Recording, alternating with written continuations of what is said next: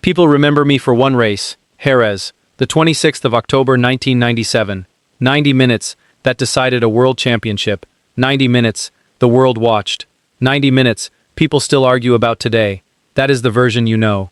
One race, one championship. One name, Villeneuve, world champion. It is true, but it is not the whole truth. Because Jerez was only one of 5 battles. 5 battles that shaped my career. 5 battles that shaped who I became after the helmet came off. And none of them ended the way you think. Let me tell you who I am, before I tell you about the battles. I was 11 years old when my father died at Zolder. I won the IndyCar Championship and the Indianapolis 500. In the same year, 1995. I won the Formula One title in 1997. I left Formula One in the middle of 2006, and after that, for many people, I disappeared. But inside me, the battles did not stop. 2 of them I won, 2 of them I lost, and 1 of them is still going. The first battle was one I was never allowed to fight, and that is the one that shaped everything else. Zolder, Belgium, the 8th of May 1982, qualifying for the Belgian Grand Prix. My father, Gilles Villeneuve, went out on his final flying lap. He came up behind a slower car driven by Jochen Mass. They touched. My father's Ferrari launched into the air, hit the ground, and broke apart. He was thrown from the car. He died that evening. He was 32 years old. He had won 6 Grand Prix. He had never won a world championship. I was 11. I was not at the circuit. I watched everything unfold on television. That day changed my life. But not in the way people assume. People think the weight I carried was losing my father. That is not the weight I want to talk about. The weight came later, and it came from a different place. Every time a journalist asked me about my father, I felt trapped. Not because I did not want to answer, because I was never allowed to answer honestly. What weighed on me was not being Gilles' son, because I was super proud of being my father's son. What weighed on me was that I was never allowed to give a real answer when it came to my father. The older journalists who had known him, they lived inside a romantic story about who he was, and if my answer did not fit their story, they turned it into something ugly. "Are you insulting your father?" they would ask me. "No," I would say, "I just want to race. I am not trying to be him," but that was never enough for them, so in the end, I made a choice. Either I said what they wanted to hear, or they got upset, so I chose not to answer anymore. I wasn't free to say what I really thought. That was the first battle, and I never got to fight it. People think I refused to go into Formula One. That is not true. I did not refuse. I was not in a hurry. There is a difference. When I was 20, I could have signed with an F1 team. My name alone would have opened doors. That was the problem. I did not want doors opened by my name. I wanted them opened by my results, so I took the long way. Formula 3 in Italy, then Formula 3 in Japan, where I won the championship in 1992, then Formula Atlantic in Canada, then IndyCar in the United States, Rookie of the Year in 1994. And then, in 1995, I won the Indianapolis 500 and the IndyCar Championship in the same season. Why did I do it that way? Because if I had gone straight to Formula 1, every failure would have been called proof that Gilles' son did not deserve to be there. Every win would have been called a favor from a team that loved my father. I needed to win in places where nobody knew who my father was. Japan, America. There I was just Jacques. When I arrived at Williams in 1996, I did not arrive as a rookie. I arrived as the reigning IndyCar champion, as the winner of Indianapolis. The team negotiated with me the way you negotiate with a champion. I finished second in the championship in my first season. I proved I could win in Japan. I proved I could win in America. I proved I could win in Formula One. But I never proved the one thing I want to prove the most, that I had arrived because I was Jacques, not because I was Gilles' son.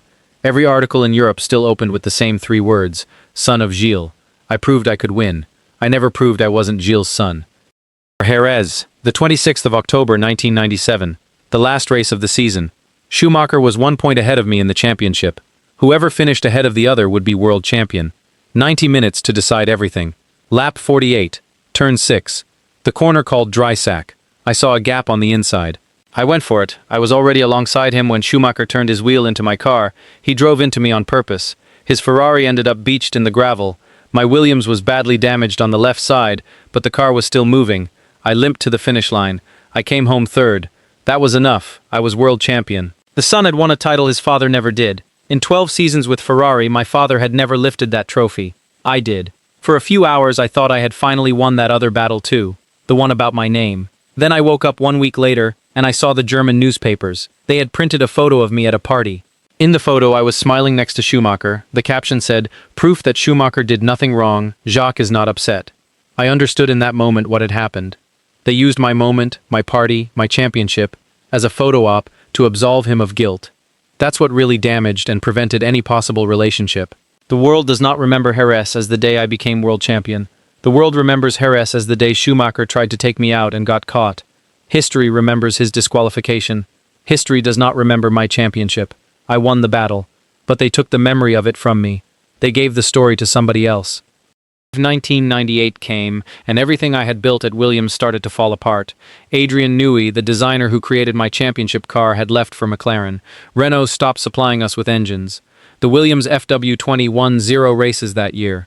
I finished 5th in the championship. The champion of one year became the passenger of the next. At the end of that season, my manager and mentor Craig Pollock came to me with an idea. He was building a brand new Formula One team, British American Racing. He wanted me to be the face of it. He said we could build something of our own. I said yes.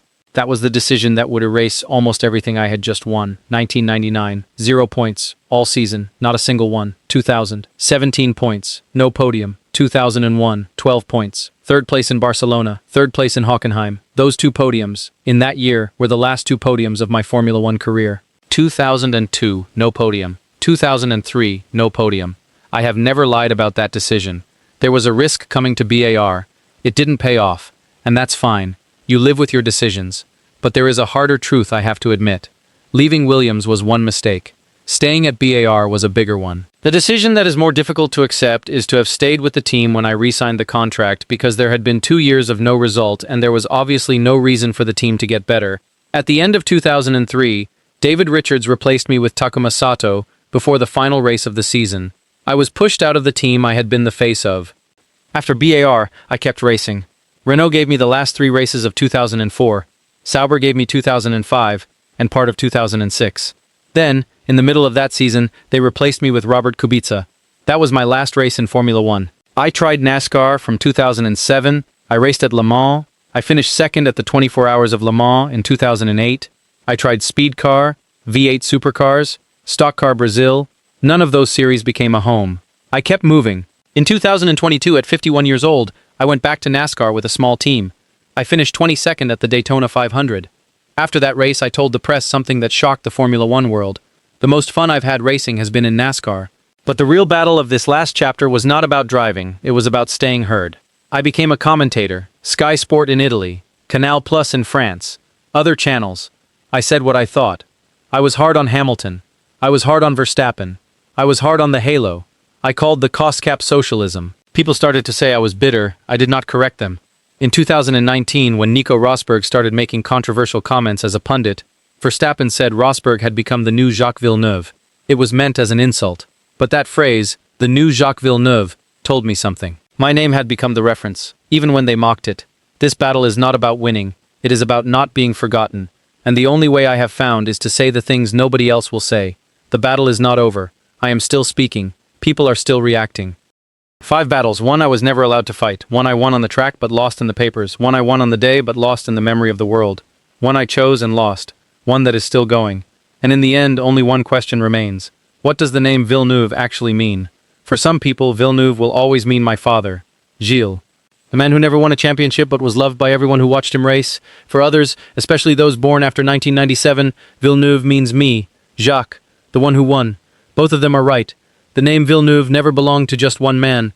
My father gave it meaning. I spent my career giving it another. That is the only battle I finally stopped fighting.